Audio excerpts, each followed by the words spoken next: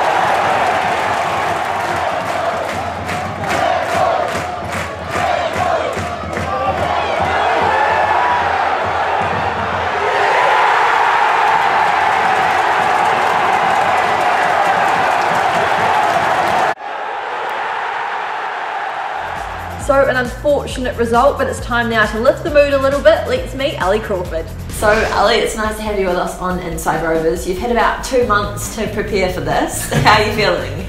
A bit nervous, but I'm sure it'll be fun. Yeah, well, we'll get into it with some easy questions. First of all, can you just tell us a wee bit about your football career before you came to the Rovers? I was at Hamilton Accies for 11 years before I came to Doncaster, so this is really my second club. And obviously you didn't have the best start to the season with being injured, but how do you feel like you're getting used to it now?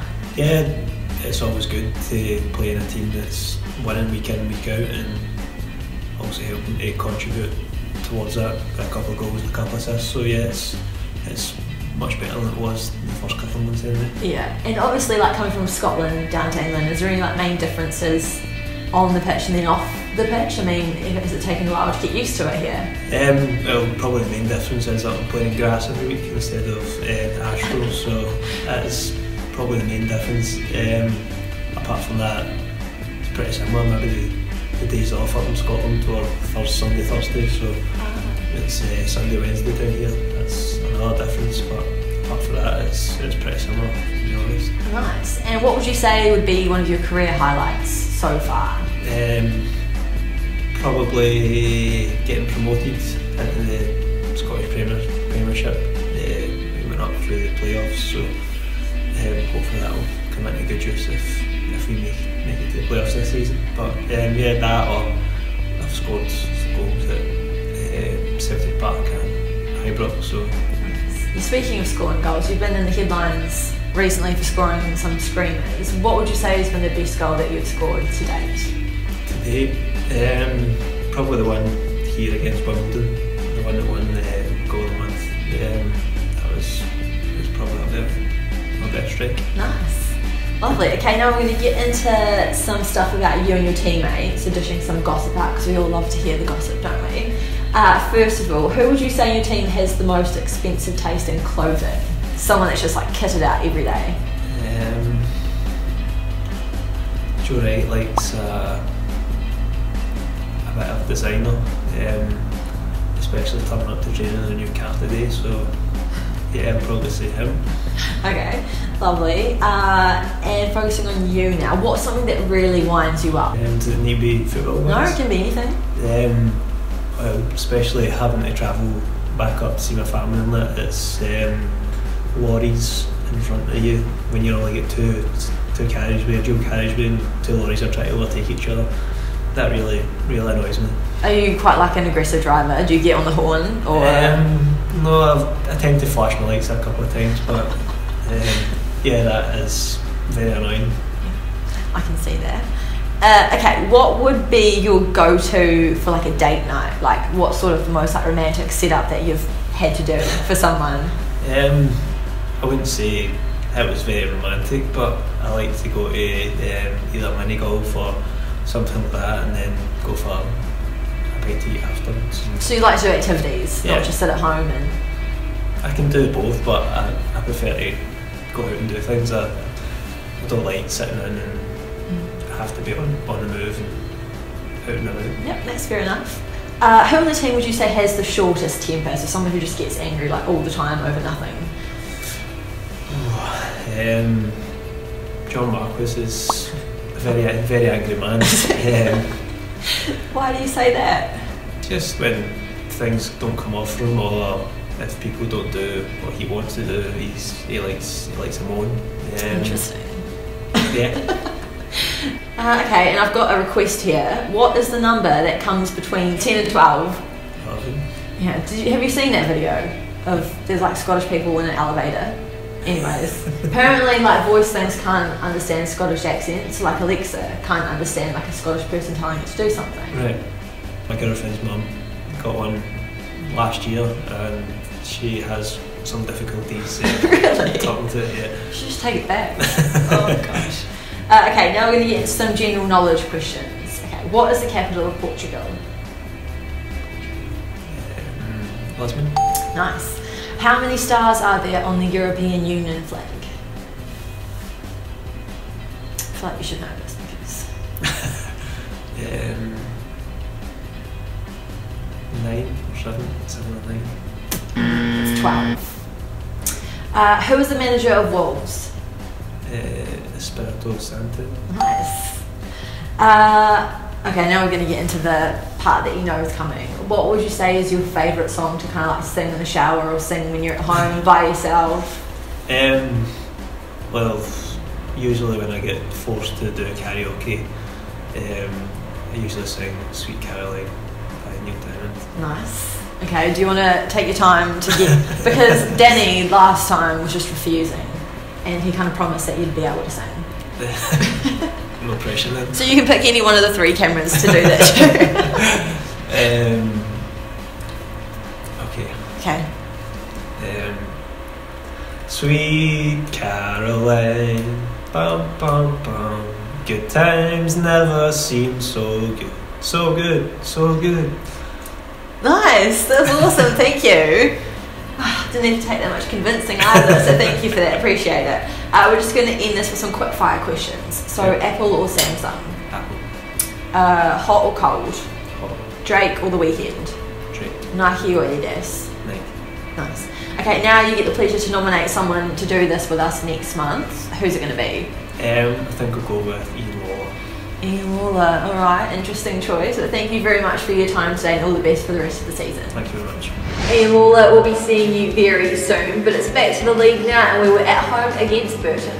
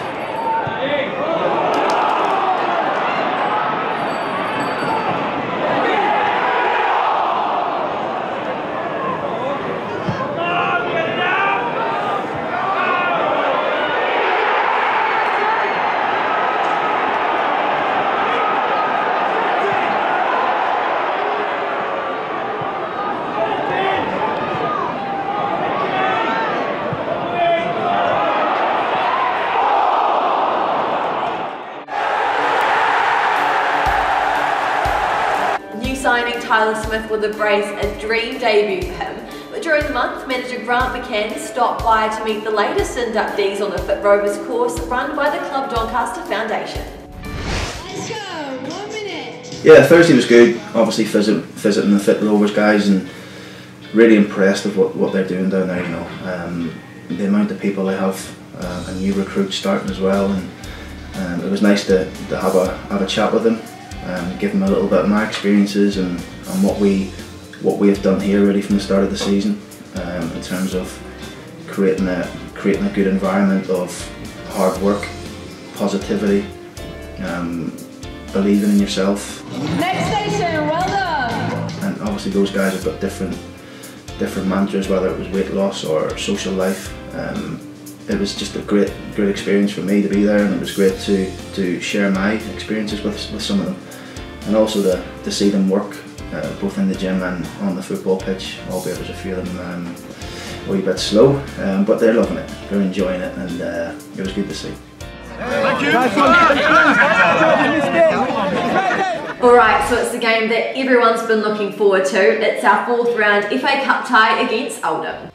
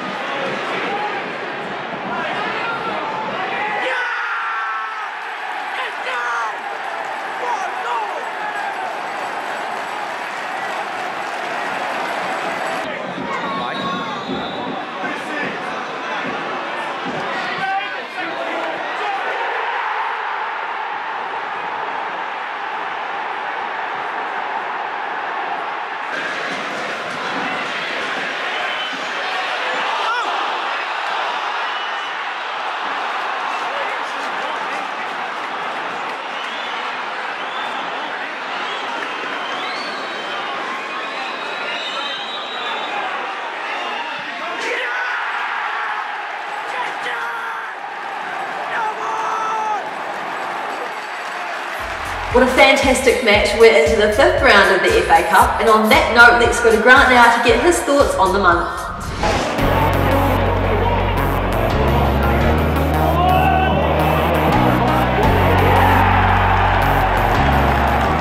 Rochdale was a good result. Obviously to win 5-0 at home probably could have been more on the day. I thought we were very good in our attacking play.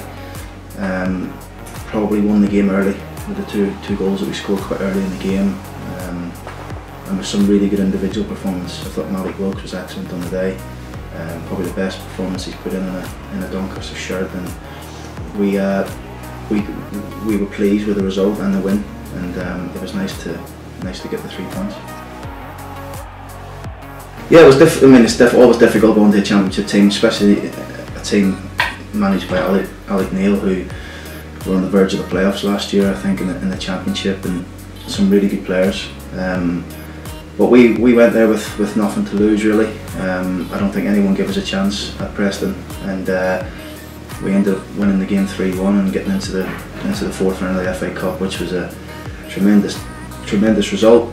You know, we had a big following of fans there as well over 1,000 fans, and they drove us on to get the result. Wycombe was a frustrating day. There's always positives to take out of it, of course. I mean, the first half we weren't us. We didn't pass the ball as quick as we have been. We were a bit slow in our play, a bit I would say a little bit slow in our play. And we got in, we reshuffled a wee bit at half time. We made a couple of tactical changes in terms of the way we wanted to play, and we went in. We got 2-0 up, comfortable in the game. And I felt it's just, you know, as soon as they scored, there was a bit of a, I don't know what the word was, but we just lacked that little bit of belief once Wycombe scored, and 2-1 became 2-2, and to concede in the last minute of the game was awful, really, for everybody. But we dusted ourselves down really quickly after the game, because we know they can do that to teams there. Wycombe, they've beaten some good teams there already this season. So we didn't let it. We didn't dwell on it too much. I thought it was a good game against Burton. Burton are a good team, they really are, and they play in a similar sort of fashion to us. We knew the game was going to be all about the midfield. I felt in the first half Burton probably were on top of us. Second half we got on top of them, got ourselves into a 2-1 lead, and then again to concede right at the end was a sucker punch. But again, we knew we can't dwell on it. You know, I've said this before, and I've said it all season, that we're going to have ups and downs, hopefully more ups than downs, and we have to move on to the next game, and you know, we did that. Well, the Oldham game in the FA Cup was what we want every week, really. You know, in terms of the volume of supporters in the stadium, and you only get that when you get to the Championship, because these teams will bring 2,000, 3,000, 4,000 fans to the games, and the boys love the big environments. They loved the fact that there was maybe 2,000 more home fans there at the game, and it was a good game. It was a really good game. Had everything, really. You know, bookings, sending offs, penalties, all sorts. It was a good game, and I thought we played really well, to be fair. I thought we controlled most of the game without threatening too much, although their keeper made a few good saves. And then probably the most pleasing aspect of the game was we got a late goal. coming off the back of 2 disappointing late goals. It's lost us a game at Wycombe and got us a point at home. So the boys will take real confidence and belief from that we know we are the highest scoring team in the second half in the league. We know we're fit, we know we're strong. We just need to keep that positive energy and that positive attitude, even when we do concede, that we can go and score again. Our fans are everything for us, and the players know that when they're backed by the support that we've seen all season really. But in that Oldham game it was, it was massive, and we plead with them to come back and help us, try and get over the line, because there's 18, 19 cup finals left, including the FA Cup, and we need them for everyone. Everyone at home, the away support has been outstanding all season, the home support's been outstanding. If we can get more into the keep mode, the boys love the big atmospheres. It's only going to help us from now to the end of the season. Always nice catching up with Grant, but it is time now to reveal your goal of the month.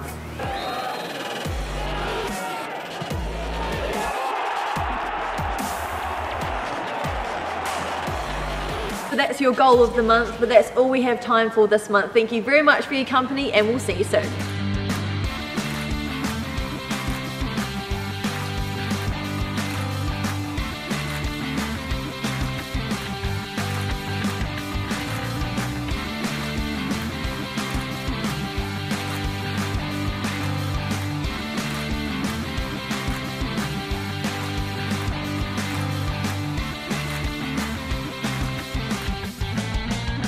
Like watching Rovers? Want cheaper tickets? Easy. Buy a 5 or 10 ticket package and save money on each seat. Don't want to come to 5 or 10 matches? No problem. It's 5 or 10 tickets, so you could come to 10 matches and save, come to 5 matches with a friend and you both save, 1 match with 9 friends and everyone's a winner, or it's the same for a 5 ticket package. So it doesn't matter how you use your tickets or when. It's entirely up to you. Sit in the South Stand, 5 tickets for £17 each or 10 for just £16 each. West Stand, it's 5 tickets for £19 each or 10 tickets for £18 each. Or prefer the Family Stand, 5 adults from £18 each, 10 adults from £16 each. And don't forget the kids. For those 17 years and under, get a 10 ticket package for £15, £1.50 a ticket. Bring their friends or bring their whole class. Buy your 5 or 10 ticket package online at tickets.clubdoncaster.co.uk. or at the Club Doncaster box office. Call 01302 762 576.